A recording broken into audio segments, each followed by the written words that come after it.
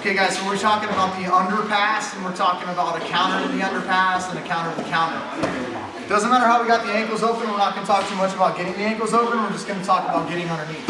If you look at Levi in Nogi, he could just continue to move his legs. It's very hard. I have to get inside, I have to control his legs, and if I can't get inside, I can grab his gi in his pants, I can X pass, I can Toriando a lot easier, I can use his uniform against him, belt grips, sleeve grips, all that kind of stuff. I can't use that Nogi, so one of the best ways to control somebody in Nogi is going to be the underpass.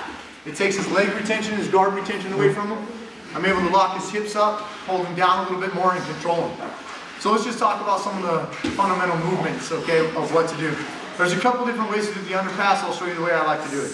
So I've got the gable grip around his hips, not up around his legs, okay? Gable grip around his hips. Turn sideways. And I don't want to be in this L-shaped position. I want to have my knee in his tailbone, and then pull him to me. Don't lean forward, pull him to me. Boom. Nice, right? So the traditional way, I'll go this way. So I have to switch my knees. The traditional way, grabbing the shoulder over here, lifting his hips, stacking him, walking on my toes till he comes around. I can control him in any form of side control once I pass. The part that I don't like about that is if I reach across Levi and I start to pass, go ahead Levi, you can elbow push escape, real easy pushing that elbow. You can go to butterfly, guard, my back, he can jack me up all kinds of different ways. So that's the traditional way. So I prefer to go a little bit more modern. I'm gonna grab the hip, but my elbow's gotta stay down. I don't wanna do the same thing and lift my elbow up like that again. Okay, so my elbow's gonna stay down, and my knee's gonna disappear out from underneath them. Hand goes on the mat, boom, I'm in the push-up stance. I'm folding my forearm into his gut, and I shoulder shuffle, or sorry, a side shuffle. My elbow comes around this side. Instead of coming up over here, and here goes Levi, pushing my elbow again. Alright, so here, I pull him up the ramp, hand goes across, hand goes on the mat, but the knee's going to disappear off from underneath. Boom. Side shuffle. Hand on the mat to block the guard retention. This is great, but he can also hip escape the guard. So in the beginning, I like to block the mat. Some people call it the 100 kilos, some people call it the forklift position. Again. Again. Let's turn this way. Again, I'm here, gable grip, super low, elbow comes up, grab across the hips, hand goes on the mat, on my toes, shoulder, side shuffle, elbow stays down, comes around his head this way. Don't stay over here, Levi feels no pressure like this. So I gotta walk till my shoulder hits his chin. Make sure I stay on my toes the whole time. Go. Guys, he's gonna get my legs in this underpass. He's got the gable grip, or his hands are connected in some fashion. He can lift my hips up, he can do a ton. If he lifts up, I can try and get my knees out this way. There's a few different things I can do, but I like to try and fight his hands first. We're trying to peel him at the thumb right here, okay? Spreading my knees is what I'm trying to do. One of the bad beginner mistakes is doing this on his head. Go ahead and pass Levi. It actually snaps it and just makes it easier for him. It's really not effective, okay? So I want to keep my knees wide and peel his hands apart. Boom, try and get his hands apart. I can kick away, I can shuffle, feet on the hips, butterfly hooks, spider guard, guard retention, kicking out, coming up. I mean, you can do whatever you want from there. Breaking the hand grip is really, really important, okay? So I come, I attack that top hand. Sometimes I can attack the wrist and the gi, I can attack the sleeves too, but I prefer to actually break the grip, so I'll pull the thumb. Boom, pops open, now I'm here.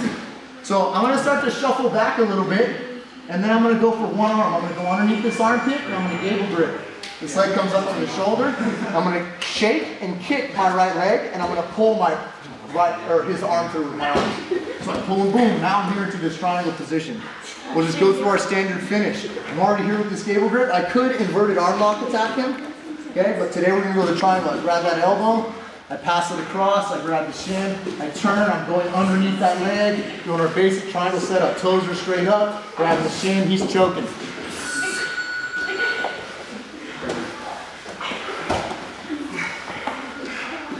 Boom.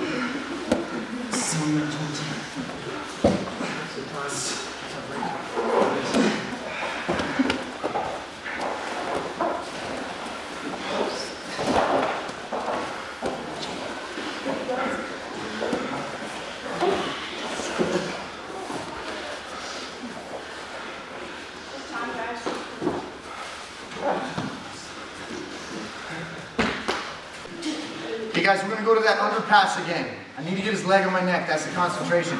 If I'm here and his feet are down, I'm having problems, what I gotta do is lift my elbow to get that foot up in the air, slide it down, now his leg's on my neck. I was here in the last underpass I showed. I'm gonna come to here today. I pop up onto my toes, I side shuffle again. Oh, my pass, and I'm over here. It's just another variation of the pass that we did in the last one, okay? So I'm underneath. All right, I'm underneath. I'm able to get my hand across the body. I'm going to start to get onto my toes. After I push that leg down, boom. Pass. I'm coming around, shoulder pressure. That's not the gist of what I want to show today. What I want to show is when he blocks. Okay? So as I'm blocking the hip and I'm coming around, Levi blocks my hip, it blocks my advancement. So I'm going to come back to this position right here I call the staple. My knees on one side, my toes are on the other like a staple. So he's got his leg pinned. If I do this, I'm in half guard, see? He can close his half guard. At this point, I have the leg on the neck. I can cradle him again and pass, but today we're going to get our underhook. Okay, so I'm going to go for the cross face. Maybe he blocks with his arm. It's always about the inside space. Swivel your arm to the inside and I'm here. I'll let go of this leg and I'm going to shoot right into the underhook.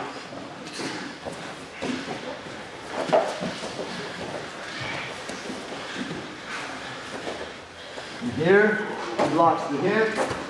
Bring my knee here. I'm going to go for that cross face, grabbing that armpit. This arm swivels right under, comes underneath, and I'm going to go underneath his arm.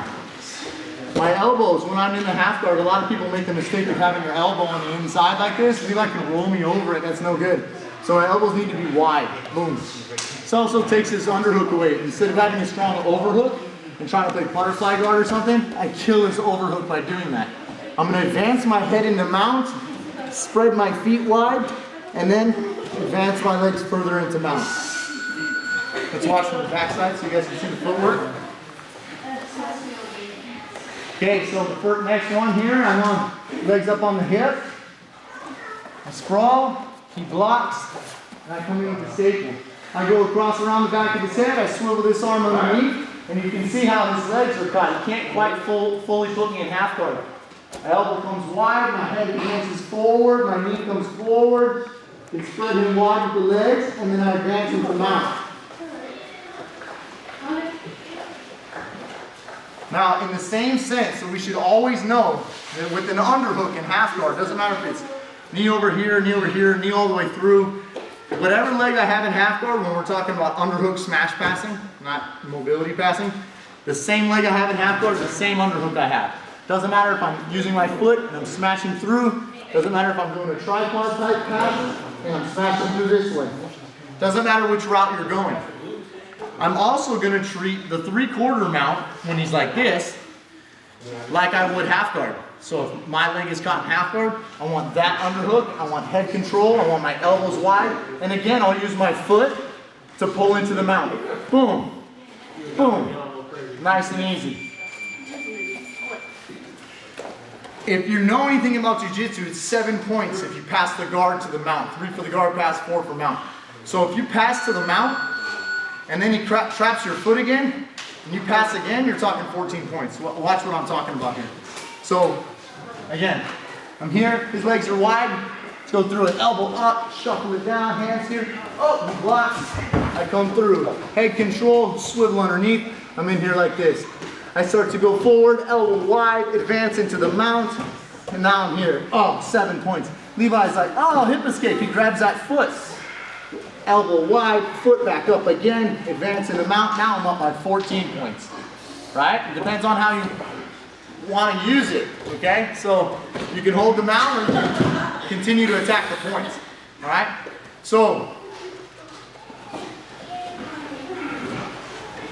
blocks, come inside, head control, inside. I advance into mount. Boom, maybe he just continues to attack that ankle. If Levi was smart, he wouldn't want this side because I would continue to use my underhook and continue to pass. If I was mounted, go back to Levi, go to mount, he would want to get the other side. First of all, look. This arm of his is free, so he can lift my foot, he can do whatever. Actually, if you push the knee and goes to half guard, he's got the underhook. Right, so that's really dangerous. That's really dangerous, okay? So if he has that foot over here, I'm gonna treat it just like it's half guard. Underhook, head control, foot up, advance into mount. So just keep remembering that. You should also remember it is the bottom guide as to which foot you want to put into half guard when you're mounted with the underhook. It's very important.